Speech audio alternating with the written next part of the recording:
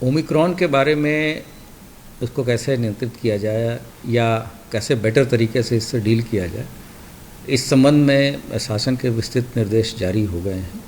इस संबंध में पहले तो अभी हम लोग रात्रि 11 बजे से लेकर 5 बजे तक की रात्रि कर्फ्यू लगा रहे हैं। इसके साथ साथ अब इसमें ग्रेडेड रिस्पांस राज्य सरकार का है।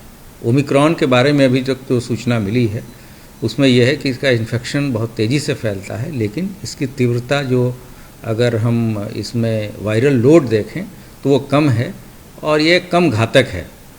तो इसलिए ये चीज़ें हैं कि अगर कोई भी आदमी इससे इन्फेक्ट होता है तो वो होम उसको क्वारंटाइन रहेगा तथा उसे दवाइयाँ भी सीएम हेल्पलाइन के द्वारा लगातार चीज़ें कंफर्म करके और जो हमारे टीमें लगी हैं मेडिकल की उसके द्वारा आवश्यक दवाएं उसको पहुंचाई जाएंगी।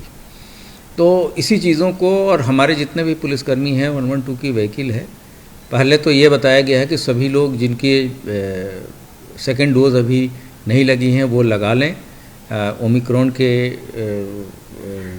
इन्फेक्शन को देखते हुए तथा आने वाले आगामी चुनावों को देखते हुए तथा जो बूस्टर डोज के बारे में भी निर्देश शासन के द्वारा आ रहे हैं कि 13 तारीख के बाद से बूस्टर डोज की बात होगी। जो फ्रंटलाइन वर्कर्स हैं तो उसमें जितने भी हमारे पुलिसकर्मी हैं वो फ्रंटलाइन वर्कर्स की श्रेणी में आते हैं, तो उनको ये ओमिक्रॉन के संबंध से बचने के लिए, इन्फेक्शन से बचने के लिए बूस्टर डोज डलवाया जाएगा।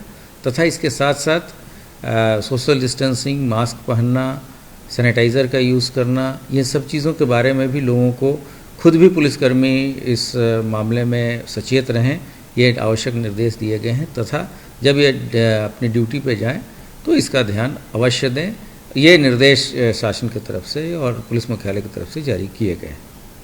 सर, कौन कौन से प्रतिष्ठान बंद रहेंगे अगर संख्या बढ़ती है? जैसा कहा जा रहा है कि 1000 के ऊपर अगर किसी जिले में होंगे तो कौन कौन से प्रतिष्ठान बंद रखने के निर्देश दिए गए? अभी इस संबंध में स्पष्ट निर्देश जैसे ही राज्याज्ञा जारी होगी तो उसके बाद से ही पता चलेगा। अभी फ़िलहाल ये है कि जो बच्चों की वैक्सीनेशन हो रही है उनको 2 दिन का अवकाश दिया जा रहा है, क्योंकि इंजेक्शन लगाने के बाद से बुखार इत्यादि की भी शिकायत होती है। तो जिस दिन इंजेक्शन पड़ेगा और उसके बाद 1 दिन और 2 दिन के रेस्ट के बारे में राज्याज्ञा जारी हुई है। प्रोटोकॉल कोविड का तोड़ता है कोई तो क्या एफआईआर की कार्रवाई होगी? पिछली बार जो एफआईआर हुई थी वो तो ख़त्म हो गई थी, तो इस बार क्या?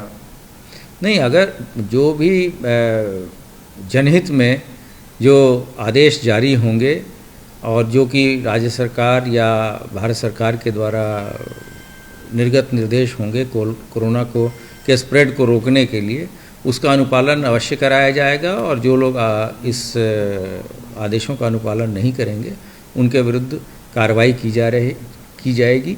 फिलहाल प्रथम वरीयता यही है कि लोगों को जागरूक करके सभी लोग कोरोना के भीषण प्रकोप से वाकिफ़ हैं और उनको दोबारा बताए जाने की ज़रूरत नहीं है। जिस तरह की कठिन परिस्थितियां सभी ने झेली हैं, चाहे वो पुलिस विभाग हो या आम पब्लिक हो, तो उन चीज़ों को देखते हुए जागरूकता से हम लोग ज़्यादा काम चलाएंगे। लेकिन इसके बावजूद भी अगर लोग नहीं मानते हैं तो कड़ाई से अनुपालन कराया जाएगा। एक और मुद्दा है सर, वो 25,000 के इनामी धनंजय सिंह की गिरफ्तारी को लेकर तमाम राजनीतिक ट्वीट हो रहे हैं, बवाल हो रहा है। इस संबंध में पुलिस महानिदेशक महोदय ने सुबह ही अपनी टिप्पणी दे दी है कि इसमें जाँच कराई जा रही है और कार्रवाई हो।